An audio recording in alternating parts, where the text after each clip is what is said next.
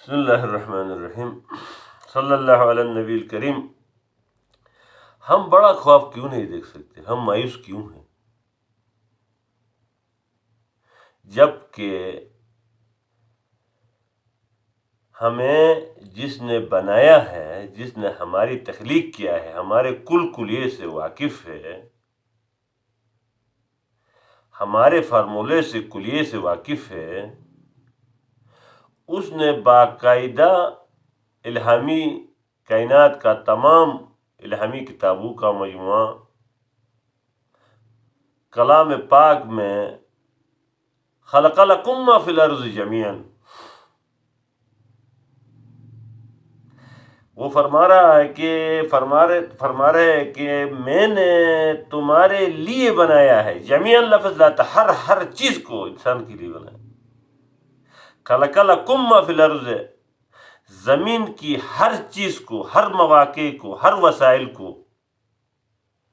فی الارض جمیعا، خلق لکم ما فی الارض جمیعا، ہر چیز۔ اب جمیع لفظ میں مفسرین اور محققین اور علماء کرام اس کی تفسیر یوں کرتے ہیں کہ ہر شے کو، ہر مواقع کو، ہر کیفیت کو، ہر طاقت کو، جو ہمیں نظر آتا ہے، جو ہمیں نظر نہیں آتا، جو خوردبین سے نظر آتے ہیں، وہ بھی کس کے لیے؟ انسان کے لیے۔ ہم وقت کو ضائع کر رہے ہیں بڑے خواب نہیں دیکھ کر، بڑے خیالات نہیں لا کر۔ کیوں؟ جب ہم 10 سال ضائع کر کے پھر بڑے خواب لاتے ہیں، تو پھر اگر بڑا خواب پورا ہو جائے تو ہم کہتے ہیں بھائی 10 سال ہم نے ضائع کر دیا۔ جب کہ خواب دیکھنا، بڑی سوچ رکھنا بین الاقوامی سوچ انبیاء کی سنت ہے۔ ہر نبی نے، ہمارے نبی امام الانبیاء، وہ کیا کرتے تھے؟ جس غار میں خلوت اختیار کر کے وہ سوچتے تھے کہ بین الاقوامی انسانوں کی محبت دل میں اتار کر، سما کر سوچتے تھے کہ تمام دنیا کے انسان ظلم سے بچ کر عدل کی طرف کیسے آ جائے۔ یہ دیکھو، یہ ہے بڑی سوچ، بڑا خواب اسے کہتے ہیں۔ بلکہ غیروں کی دنیا میں بھی دیکھو، غیر مسلموں میں سے بھی کئی بڑے بڑے فلسفی، کئی بڑے بڑے دانشور جنہوں نے دنیا کے حالات کو تبدیل کر دیا، انہوں نے بھی بڑی سوچا ہے۔ یہ نبوت کی جو سنت پر عمل کر کے، ابھی ماؤ زیدونگ کو دیکھو، مزدور کا بیٹا، چین کو صنعت کے درجے میں پہلے نمبر پر دنیا میں لانے والے ماؤ زیدونگ، ابراہم لنکن، حال ہی کا ہمارے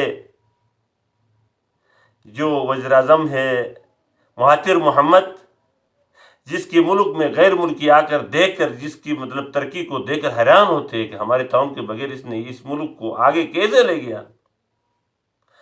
تو ہماری سب سے بڑی کمزوری یہ ہے کہ انبیاء کی سب سے بڑی سنت، سب سے بڑا خواب دیکھنا اور اس پر ریسرچ کرنا، تفکر کرنا۔ اس لیے تو حسن بصری رحمۃ اللہ نے ایک گھڑی کی غور و فکر پوری رات کی قیام سے بہتر اور مفید ہے کہا ہے حسن بصری رحمۃ اللہ نے۔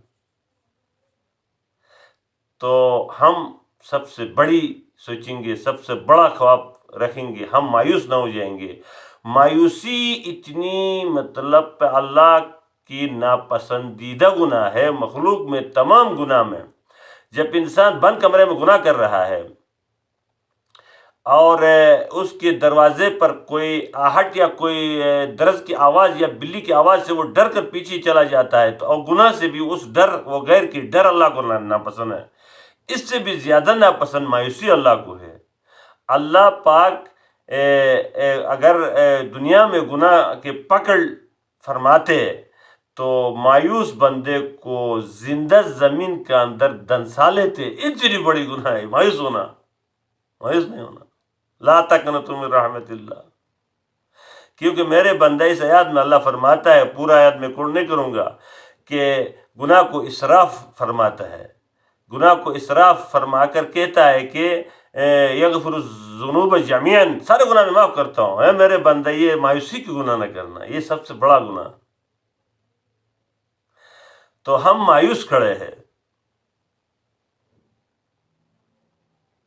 تو مایوسی جو ہے یہ دماغ کی طرح ہمارے اندر کو کھوکھلا کر کے ہمیں بہت گرے ہوئے اور سفل میں لے جاتی ہے. یہ مایوسی ہے.